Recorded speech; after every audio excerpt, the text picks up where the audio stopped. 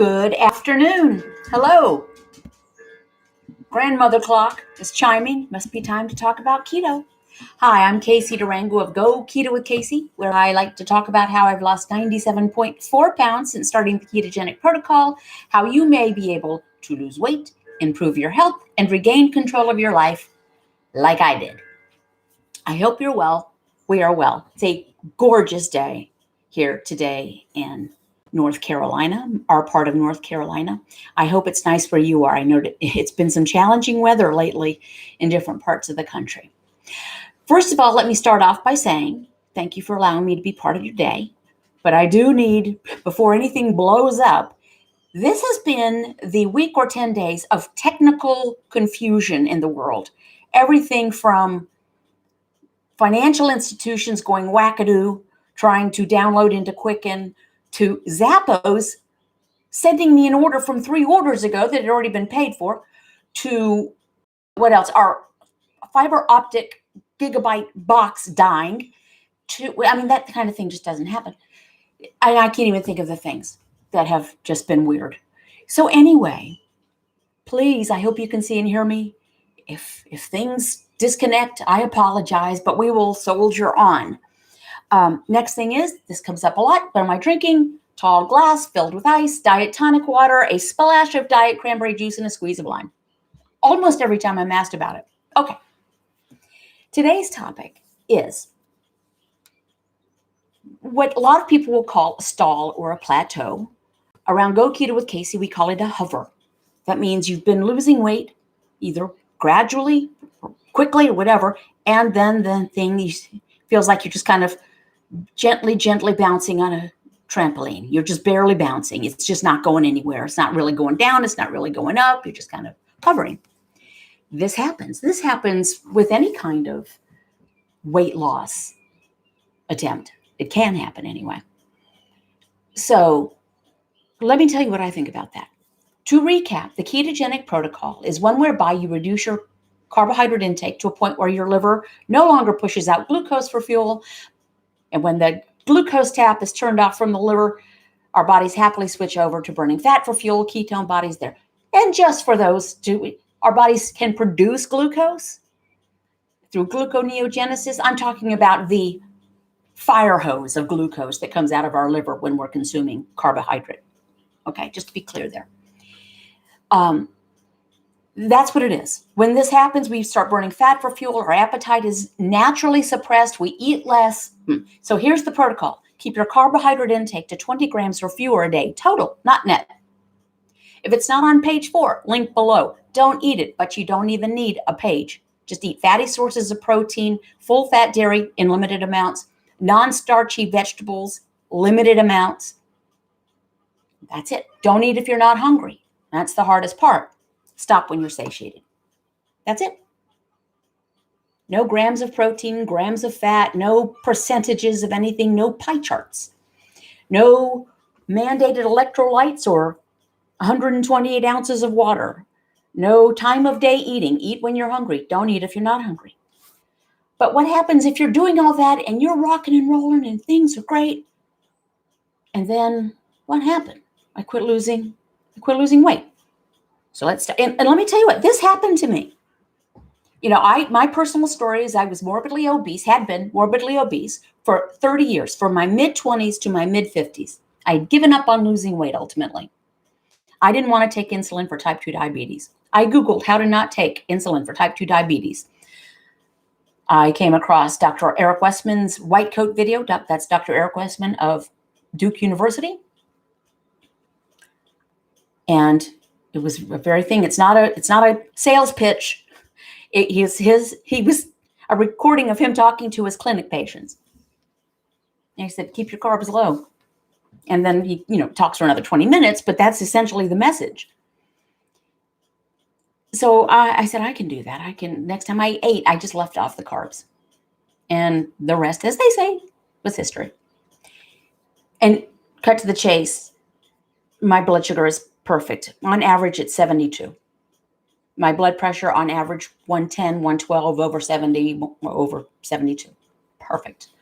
My A1C was either 4.5 4.5 or 4.6 last time it was tested. Everything's great. My HDL was 98 last time it was tested. And my triglyceride was like 54 or 56. I can't recall. But throughout this process, at about, I would say around 40 pounds of weight loss, I can't remember, I got on that little gentle trampoline. I was in ketosis. I knew this because I would test. You don't need to test either urine or blood or anything else. But I would test, and I knew that I was burning fat for fuel. By the way, being in ketosis doesn't equal weight loss. Burning fat for fuel means burning fat for fuel. You can be in ketosis and put on weight if you're over-consuming fat or calories. Anyway, let's talk about that. So I had gone to the first, it's not the first Durham support group meeting that Dr. Westman hosts. It was the first one I attended. He'd been doing them for years. And I asked the question, I said, I'm done. I've lost 40 pounds. Yay, applause. But I'm stopped. Have you lost any inches? Because losing inches without losing ounces is a thing, he asked me. I said, no, not really, that I know of. Okay, and he asked some more qualifying questions. And he said, are you only eating when you're hungry? And that stopped me right there. My little cavalier flippant answers. I could not be cavalier because I could not say, oh, yes, I'm absolutely waiting until I'm quite hungry before I eat. No, I was eating out of habit. So let's review what is understood as a classic stall or plateau. 4 weeks with losing no ounces and no inches. If your clothes are feeling looser, but the scale is staying the same, that happens. And that's okay. Keep doing what you're doing. But if you're not losing inches or ounces, this is what I do when I have done one-on-one coaching with people. I ask the question, okay, are you burning fat for fuel? Are you in ketosis? Some people say, well, I don't know because I don't want to test, because I don't want to know, which maybe tells me that they maybe kind of know. But, oh my goodness, thank you so much. That super chat just popped in.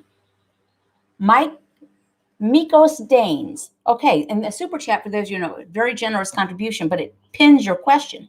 New to the channel a few months ago and find your videos and story very inspiring. Thank you for being here to help us all succeed. Well, thank you. No question there, but I will take the compliment. So thank you very much for your very generous super chat.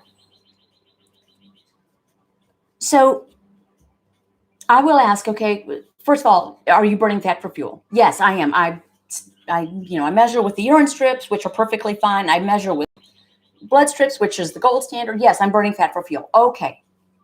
Are you overeating dietary fat? That doesn't mean eat low fat everything. That just means eat the fat that comes with the protein, but don't add dietary fat, fat bombs, MCT oil and coconut oil and butter in your coffee, or any of these MCT oil concoctions. Let me tell you why. If you're burning fat for fuel and you're drinking or eating all the extra fat your body requires for its energy requirements, I just used the word require twice, then it doesn't need to burn your body fat. As our friend Suzanne, who I know is on here, she says she wants to eat the fat in her pantry, meaning her body, before she goes shopping again, meaning before she's eating dietary fat. No, I don't do that. I don't have the dietary fat. I eat the fat that comes with the steak and the bacon, but and the poultry with the skin, but I don't add any extra fat. Okay. And when I say don't add any extra fat, pat of butter, fine. A dollop of sour cream, limited, yes. I'm talking about adding on fat, because there is a message out there that you have to cram down the fat in order to burn the fat, which is not the way it works. It's not the presence of the fat. It's the absence of the carbs that flips our bodies to burning fat. Let me say it again. It's not the presence of the fat. It's the absence of the carbs that flips us into being fat burners. Okay, so someone is in ketosis. They are not adding dietary fat. They're just, then it comes down to, are you eating more food than you need? because ultimately calories count. We don't count calories. But if we're eating out of habit, if we're eating mindlessly, it's kind of, there's certain, you just eat or you finish your plate because you're part of the clean plate club. Because the fourth tenet, as I practice it, is stop when you're satiated, not stop when you're about to pop. Stop when you're satiated, meaning, I've had enough. Slow up a little bit and find out if you've had enough to eat. And I can tell you, this is from my own personal experience. When I push, I weight stable and have been for 4 years. I have a very small window of weight that fluctuates because our bodies are going to fluctuate in weight anyway. But I can pretty much guarantee that if I know that I ate more food than I needed, that I'm going to push, within a couple of days, I'm going to push the top of that envelope, that weight range. And if I push the peckishness, I'm going to be down near the bottom of that range. Funny how that works. You eat less, you weigh less. You eat more, you weigh more. So there's nothing magical about this on keto. You have to just don't eat if you're not hungry. Don't eat more fuel than require. Keeping in mind that as we lose weight, our fuel requirements will almost certainly go down. If you're carrying around 50 fewer pounds, that's less energy you need. And that's a good thing. So now I do want to give a plug. My friend, Amy Berger, wrote a book, The Stall Slayer. The link is below. I've told her this before. If I wrote a book about stalls, it would be a very short. It would read, if you stopped losing weight and you still have weight to lose, eat less. Of course, there's more to it than that. We need to overcome certain ingrained thoughts. We get shocked at how little food we need when we look back and say, I had a patron. Oh, by the way, patrons, some of whom are here. I have a private support group on Patreon, which is where I spend 6 days a week. I make 20 videos a week for patrons only. I do a handful of patron-only live streams on Crowdcast a month, 20 videos a month. Did I say a week? 20 videos a month for patrons only, a handful of patron-only live streams on Crowdcast, and a handful of patron-only video group sessions on Zoom. So thank you very much to patrons. They allowed me to leave my previous career. Anyway, a patron, because of these 20 videos I do, I've done about 850. We have a spreadsheet where the patrons can enter topic suggestions. And one person wrote, is this okay? I was very, very busy the other day. I got up, I wasn't hungry for breakfast, so I didn't eat. I went to work, got super slammed at work, worked right through lunch, got home, still wasn't hungry at 8:30 at night, and I realized I had not eaten all day. Is that okay? Have you ever gone, the question was to me, all day without eating? Yes, many times. You get busy or eating very little, very little. Some days I eat more. But yes, but we start thinking, oh my gosh, that can't be right. Or another topic from the same list was, I'm afraid I'm going to ruin my metabolism if I start eating less. This is kind of a myth. Our metabolism slows up as we age. Our metabolism slows up as we lose weight on anything. But you don't wreck it. It just modulates appropriately, right? Now, what will wreck a metabolism is this has been written up, the so-called biggest loser metabolism issue, where these people were asking their bodies to do 6 hours or more of intense exercise a day and restrict caloric intake to about 12 or 1,500 calories a day. So asking the human body to do much more than it normally would and feed it much less that it would require. Yeah, our body said, whoa, something is wrong here. There must be a real problem. So I'm going to just ratchet things down. But no, don't worry about that. The whole thing, if you don't eat every 3 hours, you're going to slow up your metabolism. Well, by that logic, if we ate every 10 minutes, our metabolisms would be on fire and we would all be very thin. Doesn't work that way. But at the very bottom, if you've stopped losing weight, you now know how much food to eat to maintain your weight, which is, for some people, that's victory in itself. Just stop gaining. But don't eat if you're not hungry. Don't eat out of stress. Don't eat out of frustration. You know, how many times have we said, oh, I really thought I would have lost more weight by now. I've, air quotes, only lost 8 pounds in 2 weeks, which is fantastic, or 8 pounds in a month, or 8 pounds in 10 weeks. So to heck with it, where's the Ben and Jerry's?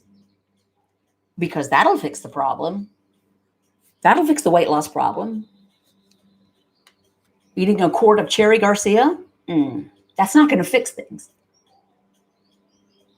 Push the peckishness. We have become accustomed to giant portions in restaurants. We serve ourselves giant portions. Pizzas have gotten to be as big as flying saucers. We don't need that much food. None of us do. Don't eat if you're not hungry. Sometimes we have to learn what hunger feels like. We haven't been legitimately hungry since we were 3, you know, because when we are burning sugar for fuel, burning glucose, our brains will tell us every 2 or 3 hours to get some more glucose in because it can't be stored and it's fast burning and it needs more. But that's not hunger. That's brain hunger. Even rumbling in the tummy, not hunger. That's just a mechanical kind of circadian rhythm saying, you know, you're going to eat or what? But that passes. You know, if it was true hunger, it would just keep going. Sometimes you find out that you're really hungry and you need to eat. Eat when you need to eat, not when you want to eat. And this is no fun. Who wants that? Let me tell you what. If my fairy godmother came down and tapped me on my noggin with a wand that allowed me to eat anything I wanted ad libitum and have no ill consequences, I would take that deal. But she hasn't done that yet. So I can't eat carbs. That's it. I eat a very few vegetables. As our friend Jen from Minnesota writes, I'm allergic to carbs. I break out in fat. To recap, before I turn to comments, if you're not losing inches and not losing ounces, if you are burning fat for fuel, make sure you are not over-consuming dietary fat. And if you're not doing that, eat less. Look at it this way. If you were along with Tom Hanks during Castaway on a remote, deserted island with only fresh water and the occasional crab to eat, you would not be in a stall. You would lose weight. Why? Because you'd be eating less food. Not because of the magical combinations of water and crab. Not because of proximity to Tom Hanks. But because you would be eating less food. It's just biomechanics. That's probably not the right word. Biomechanics would probably be more like how your arm works. Anyway, it's just the way our bodies work. Does that make sense? It makes sense to me. I didn't want it to make sense. I wanted there to be a different answer. But the answer was, and the next day after that Durham Sport Group meeting, the next morning, I found myself in front of that refrigerator with the doors open. It's about 10:15 in the morning. And I said, why am I here? Am I here out of hunger or out of habit? And I realized it was out of habit. I'd been on the protocol for several months. I'd lost about 40 pounds, and I could eat a pretty good amount of food with that because I was big, getting smaller, but I was big. I just had to change. Rats. Okay. Shameless Commerce Division. Go Keto with Casey's 12-month record book. You can get this perfect bound at Amazon. If you're a Prime member, you'll get it much faster and cheaper. If you go to my blog, click on the swag button, you will get it in a longer time and for a couple of dollars more, but it's a spiral bound. And it's full of quotes and charts and trackers and quips and adult coloring pages. And I am wearing something from my Teespring shop. Keto in 2021, bring it. Go Keto with Casey, and then an avocado. Why am I wearing this now when we're a quarter of the way through 2021? It feels like a corner has been turned. It took 2021 a while to find its sea legs. But I feel like we're getting there. I feel even more hopeful than usual, and I'm a pretty hopeful person. All right. Thank you. I'm going to turn my attention to comments. Hey, Trish O'Neill, who runs the cooking studio out of Fort Collins, Colorado. The best part of 20 carbs or fewer is that the hungry and angry feelings are gone. Now I actually get hungry sometimes. I don't need these, but not desperate for food. Down by 60 and where I want to stay. And Trish, if you're comfortable sharing your age and how old you were when you started, please do so. Laura Decker writes, excellent knowledge. Well, I get knowledge from all your videos. Well, thank you. Little T, love that. I'm allergic to carbs. I break out in fat. Truth bomb. And I don't know whether Jen from Minnesota made it up, but she's where I saw it from. Hey, Shell, please smash that like button. No, you're very kind. Hey, Nance Foster Mills. Nance has been doing great. Hey, Trish Fields Newbert. Did you get my message about the eggs? Look how many eggs we've got, guys. And that's only a portion of them. We went from almost no production in the short daylight time to we've got eggs. Okay, so Trish writes, I'm 67, been on 20 carbs or fewer for 2.5 years. Elaine Poinsett writes, hi all, and thank you for sharing your wisdom. Hey, Judy Tucker. Judy Tucker's lost 130 pounds. And Judy, how old are you? And she was featured in a magazine. Eggs are back on the menu, writes Bonnie. Isn't it? Okay, can you see the bowl? I'm going to try to point. Can you see the bowl of eggs? And then you see there's a wire chicken basket behind there. It's full of eggs. And can you hear the chickens? You may not be able to hear them. This is their laying time, and they're very proud when they lay, and they announce it as they come out of the hen house. Judy writes on 68. So anyone who tells you that you're just too old, post-menopause, post-childbirth, post being a perfect 20-year-old, it's too late. No, there are people in their 80s who have started this and been successful. S. Nasir writes, hi, Casey. I feel so full, but then when I get hungry, I don't like to eat cheese, eggs, fish, chicken, or lamb. This is my only stumble at the moment. I mean, I really don't feel like eating any of the food. Okay, are you saying you don't feel like eating at all? Because I get that as well. See, there's hunger, which is suppressed when you're burning fat for fuel. And then there's appetite, which is suppressed. My appetite is often suppressed. I know I'm empty. I know I'm empty. I just don't feel like eating anything. Nothing sounds good so I wait. I figure I'm not going to follow her. Yay, caught you live, writes Veggie Girl. Hey, listen, about that. Here's what, all people say, I never know when you're going to go live. I'm not begging after anything, but this is how to get notified in advance. You have to subscribe to my channel and then hit the notifications button. That's the first step. But then on your devices, you have to allow notifications from YouTube. So if it's on your phone or your iPad or your tablet or your computer, and that way you'll know. Yes, don't feel like eating, so don't eat. Also, depending on how much body fat you have, we have tens of thousands, some of us hundreds of thousands of calories of energy on our bodies stored in the fat cells. That's what they're there for.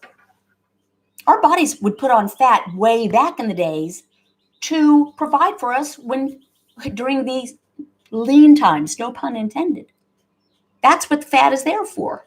It's not to make us buoyant in the swimming pool. Love my chickens and their eggs, writes Judy. Judy's farmer. Karen Craig writes, nuts are my downfall. Also have to limit. Nuts are not on page 4, for that.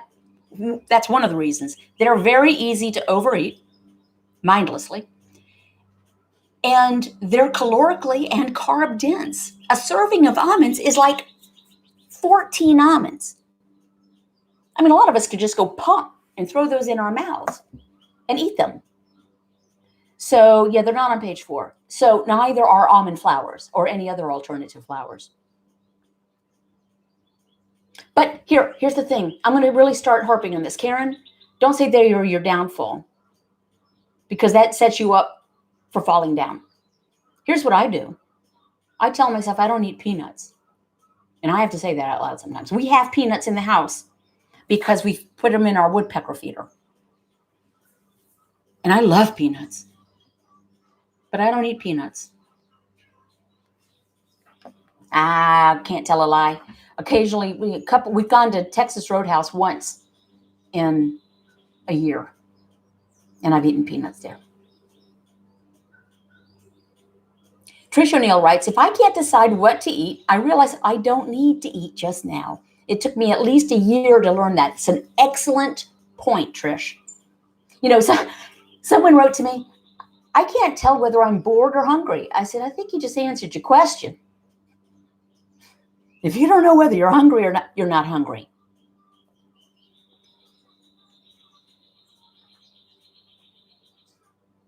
Oh, good Lord. Shell F writes, Karen, this may turn you off of nuts. They have a high percentage of molds. Ugh.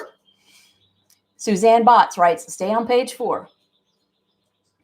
Nance Foster Mills writes, Trish, I'm on day 40 of no alcohol. So in our support group, we get to know each other's backstories. And you know what? We almost never talk about the food. It's almost never the food. Food is easy. Fatty sources of protein. Some full-fat dairy, if you can tolerate it, not unlimited. And some non-starchy and leafy green vegetables, not unlimited. But you don't have to eat any carbs at all. Heather Silver writes, every other day I eat 12 almonds and 2 walnuts.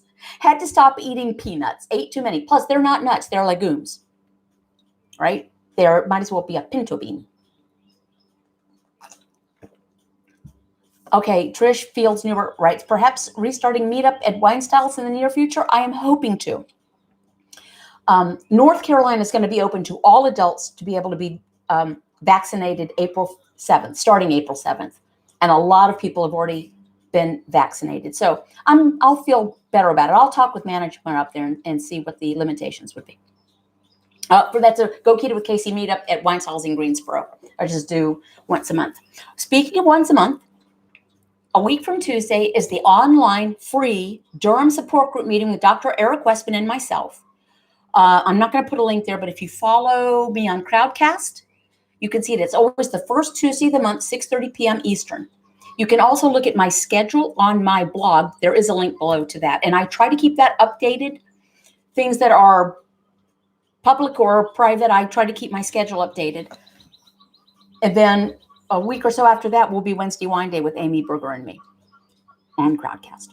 And if you sign up for the Durham support group meeting, go ahead and enter your question under the Ask a Question tab. And then even if you can't make it live, you can see it on replay. Prayer Warrior Jennifer writes, I need a sign in front of me all day saying, keep it simple, stupid. We do tend to overthink it. I think I shared last week, but one of the quotes in this book, because there are a dozen quotes from different people, and it's from Confucius. I won't. Life is really simple, but we insist on making it complicated. Confucius. So that's not a new thought. We do tend to make it complicated. And frankly, I was talking with my husband about this morning. Sometimes we don't want to know the answer. Who wants to hear that the answer is lay off the carbs and eat less? This is different than move more, eat less, okay? That was not effective. And it was carb laden. When we're eating carbs, we lay on fat and our brain wants us to eat more. It's a big mess. I highly recommend The Art and Science of Low Carbohydrate Living by Drs. Stephen Finney and Jeff Bolick. You can see what I'm reading and all that stuff on my blog as well. It explains the biology of why this works and why the information that we were given before didn't. Hey, Ellie Weaver, 5050, you're a member of Go Keto with Casey YouTube Club. I have to change that to Lori. I was caught up in the keto crazy until I've seen your videos. You're an inspiration. I struggle with chronic pain and baby myself with food. Now nuts. See, we have been conditioned to so-called treat ourselves, make ourselves feel better, comfort ourselves with food, any kind of food. You can overeat keto food. I ate yesterday, I was quite hungry. So I ate a portion of a casserole I had made a couple of days earlier. And you know what I did? I ate more of it. I didn't need that. And then I ate a little bit more. And then I felt so stupid afterwards. Whole place. I can't see that, honey. You eat Greek yogurt? Is that what you're asking about? Someone has to eat Greek yogurt. I don't eat Greek yogurt, but I have made yogurt. Okay, hold please. I want to mute myself.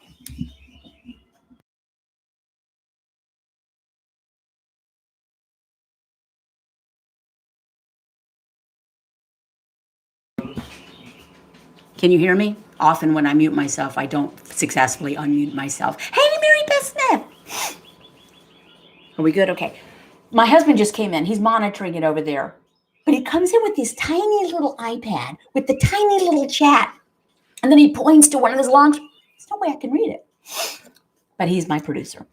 Can you eat Greek yogurt? Well, there are special rules for yogurt. Now, let me tell you, Greek yogurt is nothing other than strained yogurt. So if you get plain Dannon, plain, full-fat Dannon yogurt and put it through a coffee filter or a sieve or something, the whey comes off and you've got Greek yogurt.